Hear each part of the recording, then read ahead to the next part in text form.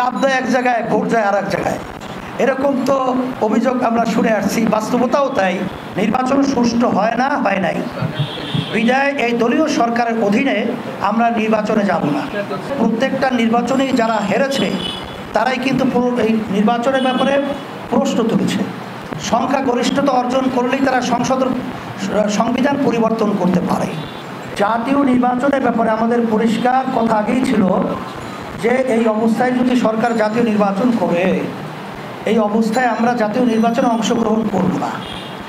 স্থানীয় নির্বাচন যেটার মাধ্যমে সরকার পরিবর্তন হয় না, আর এর মাধ্যমে সরকার পরিবর্তন ঘটানোর কোনো আইন নেই, যার কারণে আমাদের দল মজবুতির লক্ষ্যে ব্যক্তি পর্যায়ে আমাদের দাওয়াত পৌঁছাবার জন্যে আমরা স্থানীয় নির্বাচনে আগে থেকেই অংশগ্রহণ করেছিলাম।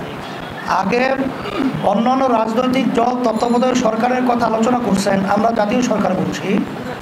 বিগত দিনে তত্ত্বাবধায়ক সরকারের অধীনে যে কয়টা নির্বাচন হয়েছে, বলতে গেলে প্রত্যেকটা নির্বাচনেই যারা হেরেছে তারাই কিন্তু এই নির্বাচনের ব্যাপারে প্রশ্ন তুলেছে।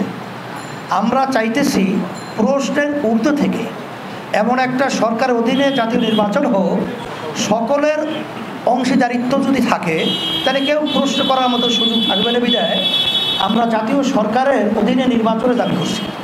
সংবিধান হলো দেশের জন্য, জনগণের জন্য। এখানে বর্তমানে আমরা যারা লক্ষ্য করেছি, সংখ্যাগরিষ্ঠতা অর্জন করলেই তারা সংবিধান পরিবর্তন করতে পারে।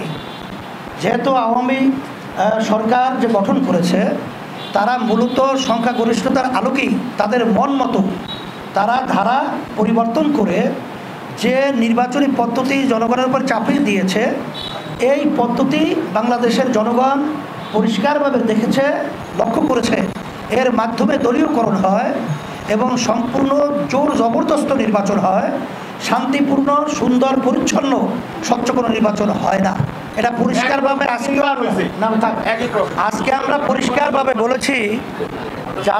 এখানে পরিষ্কার বলা হয়েছে দলীয় সরকারের অধীনে নির্বাচন সুষ্ঠু হয় না, হয় নাই। বিদায় এই দলীয় সরকারের অধীনে আমরা নির্বাচনে যাব না। সরকার দল এবং তার সঙ্গে যারা সম্পৃক্ত ছাড়া সবাই ইভিএম পদ্ধতিতে ভোট, এটা কেউই মেনে নেয় নাই এবং কেউ ভোট চায় না। কারণ বিভিন্ন জায়গায় ইভিএম প্রশ্নবিদ্ধ পরিষ্কারভাবে জাতির সামনে প্রকাশ হয়েছে। আপনারা তো জাতির বিবেক, আপনাদের কাছে সবগুলো পরিষ্কার আছে যে চাপ দেয় এক জায়গায়, ভোট যায় আর এক জায়গায়। এরকম তো অভিযোগ আমরা শুনে আসছি, বাস্তবতাও তাই। বরিশালেও দেখেছি, খুলনায়ও দেখেছি। যার কারণে ইভিএমের মাধ্যমে আমরা ভোট চাই না এবং ইভিএমকে আমরা প্রত্যাখ্যান করেছি এবং আমরা এটা জাতীয়ভাবে আগেই প্রকাশ করেছি।